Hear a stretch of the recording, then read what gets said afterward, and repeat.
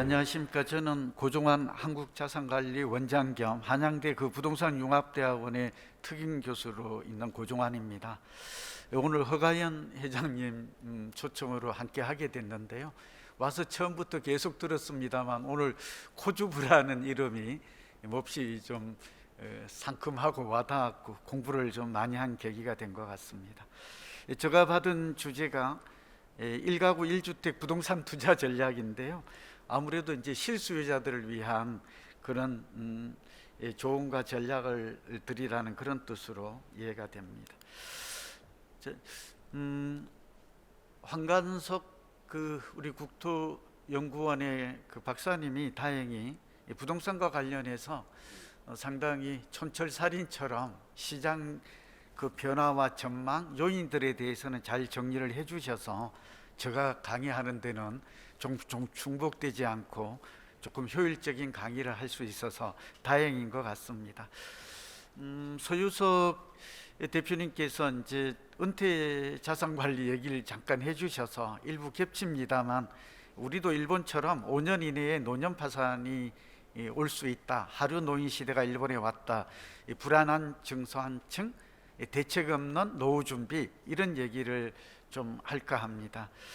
그런데 이 얘기는 또 대표님께서 많이 하셔서 저는 조금 보완한다면 은퇴 준비에서 이제 부동산이 주제니까 저는 주택연금 제도 그리고 농지연금 제도, 이게 사실은 이제 공적연금이죠. 그러니까 뭐 부동산이 좋은가 금융이 좋은가 그런 뜻은 아닙니다. 시간이 한정되어 있기 때문에 어차피 이 부동산 시장과 금융 시장은 통합되고 있고 또 자산 관리도 통합 자산 관리가 필요하다는 혹시 오해의 여지가 있을까, 충돌하는 얘기가 아니라, 그래서 저는 오늘 주로 주택, 아파트에 대한 얘기를 주로 할 텐데요.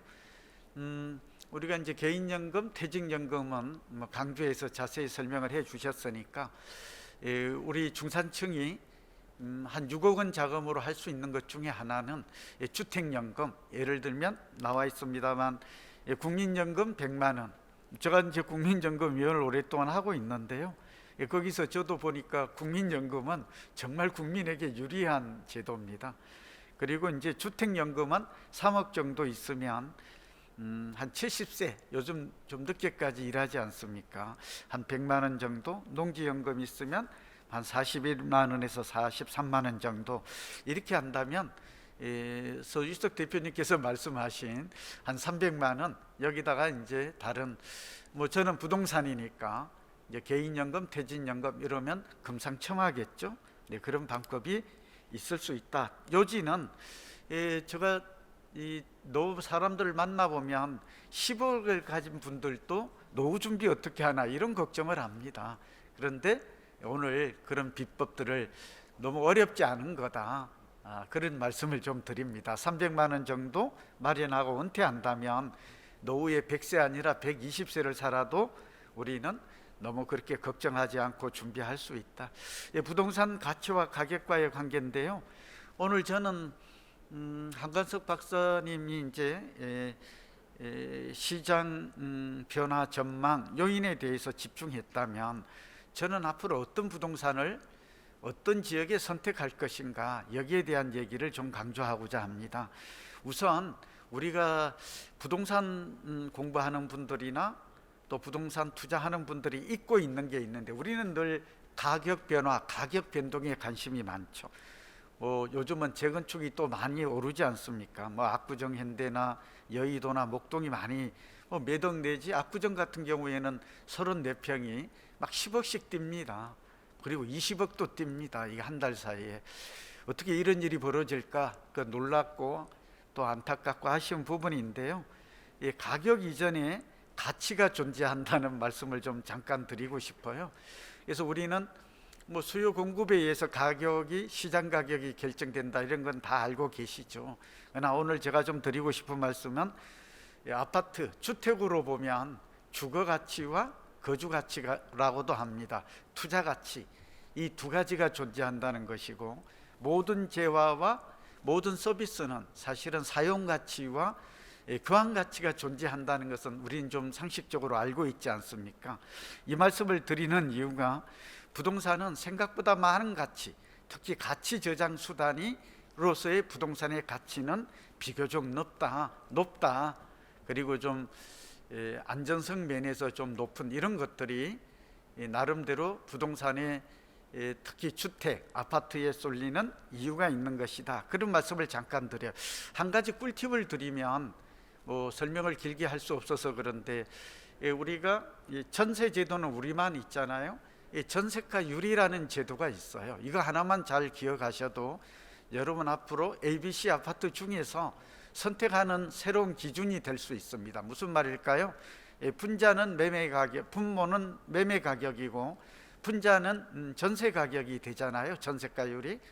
그런데 우리는 이왕이면 같은 지역 내에서 선택을 할 때 전세가율이 높은 걸 선택하는 게 좋을까요? 아닐까요? 이런 질문 많이 받아요. 이거 하나만 사용가치와 교환가치로 설명할 수가 있어요. 매매가격은 교환가치와 좀 연결이 되거든요. 그러니까 전세가율이 높다는 것은 매매가보다도 전세가격이 많이 올랐다는 것이고, 이는 주거가치와 연결한다면 얼마나 주거의 편리성을 누릴 수 있는가, 그런 면에서 전세 수요가 많고 전세가율이 높은 것이죠. 그리고 반대로 조금 어렵나요? 괜히 이 얘기 꺼냈나? 여기서 시간 거려면 안 되는데, 최근 많이 듣는 질문이 젊은이들로부터 이 질문을 받는 거예요. 그러니까 인접지역, 같은 동일 지역이라면 전세가율이 높다라는 것은 매매가보다 전세값이 많이 올랐다는 것이고, 또 갭투자 면에서도 유리한 그런 측면이 있을 수 있다. 그러나 양면성이 있어요. 재건축 같은 경우는 50%가 안 돼요. 이 얘기는 매매 가격이 많이 오른 거에 비해서 전세 가격이 덜 올랐다는 그런 또 뜻도 되는 거거든요. 그래서 오늘 이런 것들도 좀 참고하면서 가치와 가격과의 관계를 좀 이해하는 시간이, 이거 혹시 여러분 조금 더 공부하고 싶다 그러면 웰스 매니지먼트 이 9월호에 저의 글이 실려 있어요. 한번 보시기 바랍니다. 시간 때문에 조금 길게 설명하지 못하는 점을 양해 바랍니다. 그리고 내재 가치와 미래 가치인데, 부동산은 토지와 건물로 구성이 되어 있거든요. 누구나 다 아는 사실이죠. 그런데 이 내재 가치란 말이 부동산에는 그렇게 쓰이지 않아요. 금융과 주식과 달리 이 내재 가치는 토지 가치로 이해하시면 좋을 것 같아요. 그리고 현재 가치라는 말을 많이 쓰는데, 이거는 미래 가치의 반대말이에요. 오늘 굉장히 하고 싶은 얘기인데 무슨 말일까요? 부동산은 토지와 건물, 아파트를 예를 들면 압구정 34평, 신현대 같은 경우가 지금 40억 하잖아요. 근데 대지 지분이 한 16평 정도 됩니다. 이 건물의 가치는 30년이 넘었기 때문에 구현되든 신현되든 결국 토지 가치만 남는 것이죠. 그러니까 토지 가치가 가치 저장 수단이 몹시 높다 하는, 이게 결국 내재 가치고, 끝까지 살아남는 토지는 무한성 영속성이 있으니까요.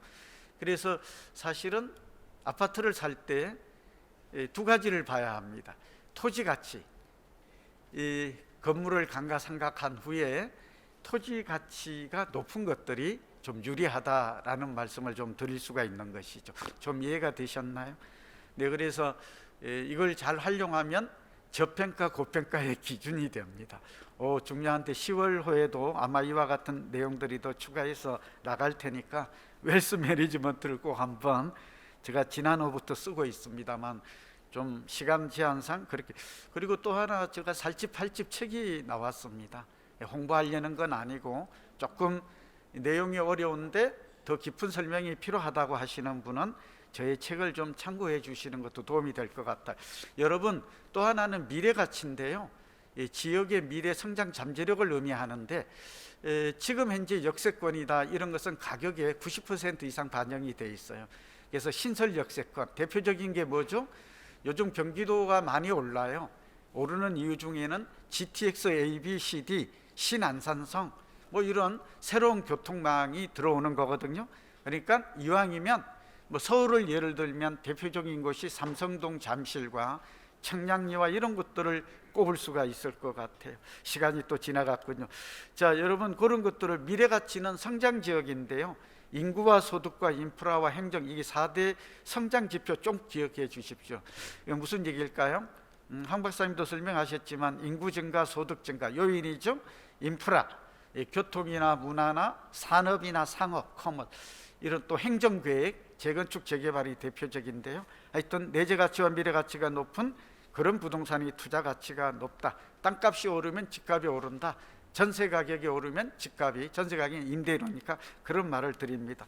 자, 이제 시간이 조금 또 되어서 여러분 시기 선택에 관한 것은 황 박사님 자료를 충분히 보셨을 것이고 2022년까지는 내년까지는 공급 부족으로 전세 가격이 오를 것 같습니다. 그러니까 결국 전세 가격이 오른다는 것은 매매 가격이 떨어지기 어렵다라는 것을 알 수 있고요. 다만 한 가지 변수는 대선 변수입니다. 혹시 훌륭한 주거 안정이나 주거 복지를 생각하는 그러한 대선 후보가 대통령으로 이렇게 결정이 된다면 그게 내년 3월 9일이죠. 정책은 시장에 큰 영향이 없는 건 맞아요. 공약이나. 그러나 정책의 변화가 온다면 결국은 구매 심리가 다소 좀 진정, 심리가 중요하죠. 오케이. 예, 마치겠습니다. 이거 한번 그림만 보여주고 넘어가겠습니다. 죄송합니다. 빠르게 한다. 서울시에서 성장 지역으로 미래 가치가 높은 지역은 지금 보고 계시거든요. 이거는 도시계획과 도시관리계획인데 3도심 7광역 지역 넘어가고요. 한강변도 이 자료를 보시는 걸로 그냥 스킵하겠습니다. 한강변을 좀 주목해야 됩니다. 지천도 중요합니다. 넘어가고 관문도시가 요즘 가격에 비해서는 좀 저평가되어 있다, 그런 얘기를 좀 드리고 GTX ABCD 서울역과 청량리 용산 삼성 이 사이가 골든, 여기가 핵심 입지가 될 것 같습니다. 넘어가고 쭉 여기 동부 간선도로 지하화 계획 좀 잘 보십시오. 서부 간선, 동부 간선 이 지하화 계획이 아직 가격에 좀 반영이 덜 된 것 같아요. 지천하고 넘어가고요. 상기 신도시는 굉장히 좋습니다. 그러니까 여러분 기회 닿으면 뭐 제가 볼 때는 적극적으로 참여하셔서, 그리고 이제 여러분께 살집 팔집에서 나오는 신축 구축인데 지금 산다면 대지 지분이 넓고 땅값이 꾸준히 오르며 미래 변화가 많은 지역을 선택하라. 신축 아파트를 샘플로 살집 팔집 어플이 있어서 가져왔고요. 구축 아파트가 비교적 조금 덜 오른 편이다. 내재 가치 면에서 좀 높다, 저평가되어 있다, 그런 말씀을 드립니다. 재건축까지. 이상입니다. 시간을 끌어서 죄송합니다. 감사합니다.